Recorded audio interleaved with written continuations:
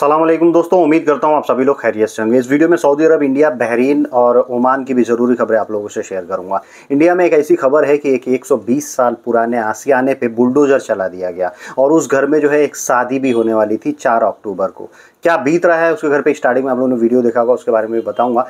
और जो है अगर कोई भी आदमी जो है ट्रैवल करता है एयरलाइन से और वो एयरलाइंस की फ़्लाइट वो अगर एयरपोर्ट पहुंचता है और फ्लाइट जो है कैंसिल हो जाती है या फिर कभी बहुत ज़्यादा टाइम के लिए डिले हो जाती है, ऐसे केस में एक जो है कोर्ट ने फैसला सुनाया है बहुत ही भारी मात्रा में, लाखों रुपए में जो है कंपनसेशन दिलवाया। उसके बारे में भी आप लोगों से अपडेट करूंगा। और भी सऊदी अरब की ज़रूरी खबरें इस वीडियो में रहेंगी। कई पाकिस्तानियों को गिरफ्तार किया गया, एक पाकिस्तानी को मौत की सज़ा सुनाई गई है। वीडियो आखिर तक देखेंगे, आप लोगों को पूरा अपडेट जो है ये समझ में आएगा। तो चलिए वीडियो की शुरुआत करने से पहले आप लोगों से गुजारिश करता हूँ, अगर आप लोग मेरे चैनल पर नए हैं तो चैनल को सब्सक्राइब करके ऑल नोटिफिकेशन ऑन कर लीजिए। फेसबुक इंस्टाग्राम पर अभी तक फॉलो नहीं किया है तो आप मुझे फॉलो कर सकते हैं। आपके कुछ भी कंसर्न डाउट रहे आप पूछ सकते हैं।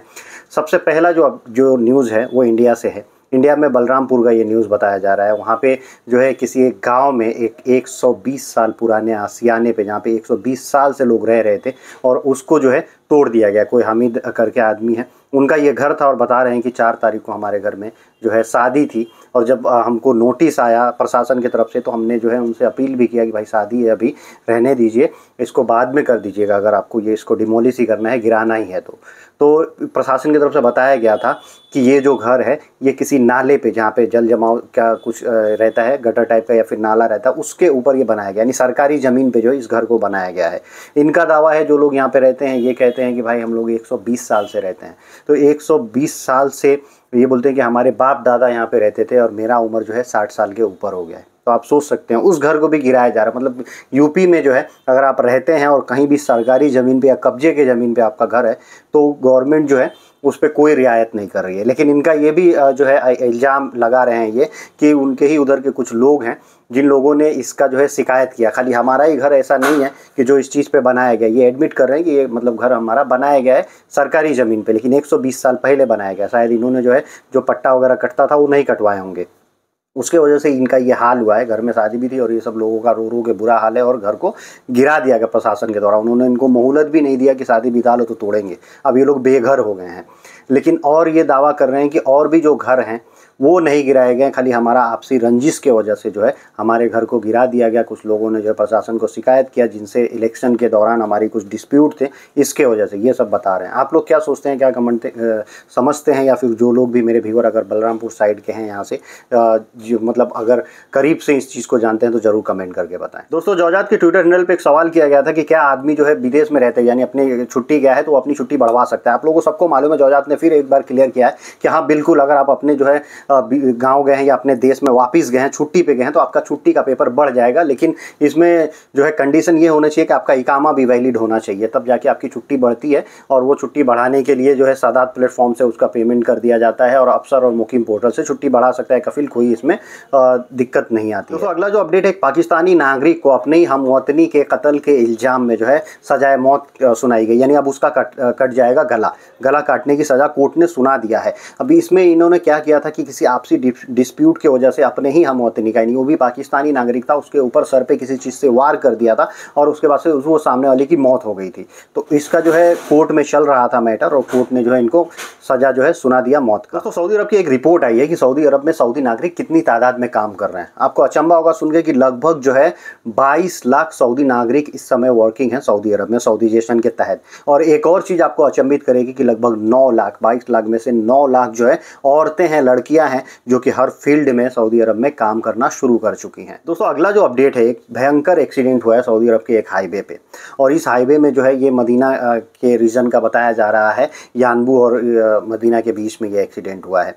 इसमें जो है टीचर लोग थे, एक गाड़ी से जा रहे थे और सामने से एक दूसरी गाड़ी आ रही थी, उसमें जो है इतना खतरनाक भिड़ंत हुआ कि ऑन द स्पॉट जो है एक टीचर की मौत हो गई और कई टीचर जो थे और बच्चे वो घायल हो गए। अब उनको बीच बचाव करने के लिए लोग आए और किसी ने कॉल किया तो वहाँ पे एयर एम्बुलेंस की फैसिलिटी भी अवेलेबल है, तो एयर एम्बुलेंस भी आया और घायलों को ले जाके अस्पताल में भर्ती करवाया। दोस्तों, सऊदी अरब के रियाद रीजन में जो है रियाद पुलिस ने लगभग कई लोगों को गिरफ्तार किया है जिसमें जो है 4 पाकिस्तानी नागरिक बताए जा रहे हैं जो रेसिडेंसी जो कानून है उसका उल्लंघन कर रहे थे, यानी जो है इन लोगों के पास इकामा वगैरह नहीं था, गलत तरीके से थे, भागे हुए थे और इधर उधर रह के काम करते थे। तो ये लोग भी पकड़े गए। उसके बाद से 3 सिटीजन पकड़े गए और जो ये 3 सिटीजन पकड़े गए ये लोग कॉपर और इलेक्ट्रिक जो ट्रेडिंग करते थे उन सब सामानों को इधर उधर गलत तरीके से बेचते थे बिना किसी लीगल परमिशन के। और ये और तो और इन सब सामानों के लोग छुपा के रखते थे जो प्लेस रहता था जहाँ पे मतलब सरकारी जगह रहता था लोगों को बैठने वगैरह के लिए, तो वो सब जो रेस्ट प्लेस होता है वहाँ पे ये लोग छुपा के रखते थे। दोस्तों सऊदी अरब का एक रिपोर्ट आया है कि सऊदी अरब जो है टूरिज्म के मामले में कितना आगे बढ़ रहा है, कितने वहाँ पे लोग आ रहे हैं। एक जो है वर्ल्ड टूरिज्म ऑर्गेनाइजेशन के द्वारा एक सर्वे में बताया गया है कि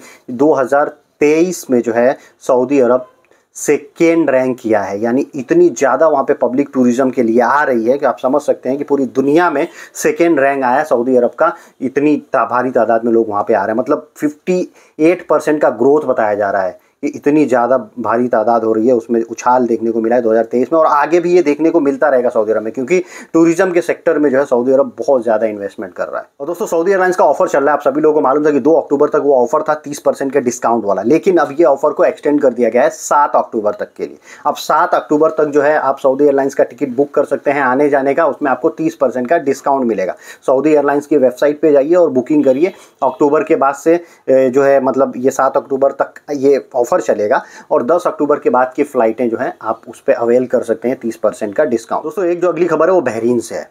जो लोग एयर ट्रैवल करते हैं और वो एयरपोर्ट पे जाते हैं, पता चलता है कि हमारी फ़्लाइट जो है बहुत असीमित टाइम के लिए जो है ये हो गई है, डिले हो गई है या कैंसिल हो गई है। ऐसा ही एक केस हुआ था, 24 घंटे के लिए फ़्लाइट डिले हो गई। जब लोग गए एयरपोर्ट पे पता चला कि फ़्लाइट 24 घंटे के लिए डिले है। इन लोगों ने फ़्लाइट वालों से बात की तो उन लोगों ने कुछ ये करने से मना कर दिया, बोला भाई नेक्स्ट डे आपकी फ़्लाइट है उसमें आप जाइए, कोई टेंशन नहीं है, बाकी आप यहाँ स्टे करिए नहीं तो वापिस जाइए। इन लोगों को खुन्नस है, इन लोगों ने मामले को कोर्ट पर लेके गया और कोर्ट में जब मामला चला कोर्ट ने जो है फैसला सुनाया कि लगभग 2132 BD बहरीनी दीनार जो है वो एयरलाइंस वाले को देना पड़ेगा इन 2 लोगों को। अब एक आदमी को इतना इतना मिलेगा, आप समझ सकते हैं कि कितना बड़ा तादाद है, मतलब लाखों के रियाल में हर्जाना जुर्माना और जो कंपनसेशन है वो देना पड़ेगा एयरलाइंस को, ये दोनों नागरिकों में एक को। आप समझ सकते हैं अगर ऐसा कुछ हो तो एयरलाइंस की जो मनमानी है ना वो बंद हो जाएगी। अगर आदमी जागरूक हो और मामले को कोर्ट तक लेके जाए, उनको घसीटे, तो गलती उनकी ही है, क्योंकि हर गवर्नमेंट ने फिक्स करके रखा है कि भैया अगर आपकी फ़्लाइट डिले होती है तो आपको कंपनसेशन देना है। अब उसमें भी कोई आनाकानी करे तो और ख़तरनाक कंपनसेशन कोर्ट लगा देती है। दोस्तों वीडियो के आखिर में आप लोगों से एक अपडेट शेयर करना चाहूँगा जो कि ओमान से है। ओमान से एक जो है रिपोर्ट सबमिट हो गई है, लगभग जो है 347 बाहरी वर्करों को डिपोर्ट किया गया है वहाँ से। ये सब लेबर लॉ के कानून का उल्लंघन कर रहे थे, यानी गलत तरीके से वहाँ पे रह रहे थे। तो आप समझ सकते हैं 300 से ज़्यादा लोगों को वहाँ से जो है खाली एक जो है क्वार्टर में, यानी 2023 के एक तिमाही में 3 महीने के अंदर में इतनी ज़्यादा तादाद में ओमान से जो है डिपोर्ट किया गया। दोस्तों आज की वीडियो करता हूँ यहीं समाप्त। उम्मीद करता हूँ वीडियो अच्छी लगी है, इन्फॉर्मेटिव है, तो दोस्तों में जरूर शेयर कीजिए। हमारे चैनल को अभी तक सब्सक्राइब नहीं किया तो सब्सक्राइब कर लीजिए। Thank you guys, thank you for watching.